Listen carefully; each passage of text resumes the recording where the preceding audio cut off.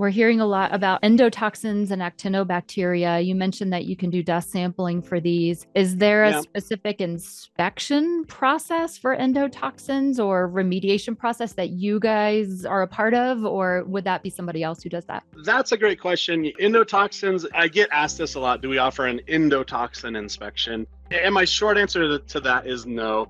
That being Okay. said, though, a lot of what causes endotoxins would be checked off with our standard Yeah. protocol to start with. And for those that don't know, endotoxins, they trace back to things related to like sewer gas and or the associated stuff Mhm. coming out of our sewer systems. A lot of times if we're getting high endotoxins, it's going to be kind of one of those more apparent, hey, we have a toilet seal that's leaking over here, things like that, and or just a water loss associated with a sewer pipe. It Yeah. could be the screw in the pipe in the wall that's coming down from the bathrooms above, things like that. So those are going to be easy stuff for us to pick up Yeah. on. And like you said, we do test for it, obviously. So we're going to have that within our scope. Yeah. But also, whenever somebody's on our SIRS program, we're being very mindful of the plumbing systems that we have access to. Mhm. So we're definitely checking things for like dry traps is a common one. The floor drain in the basement, that Okay. water can evaporate out of there. And as a result, you could start to get sewer gas creeping up through that. So we're definitely very mindful to look for those type things.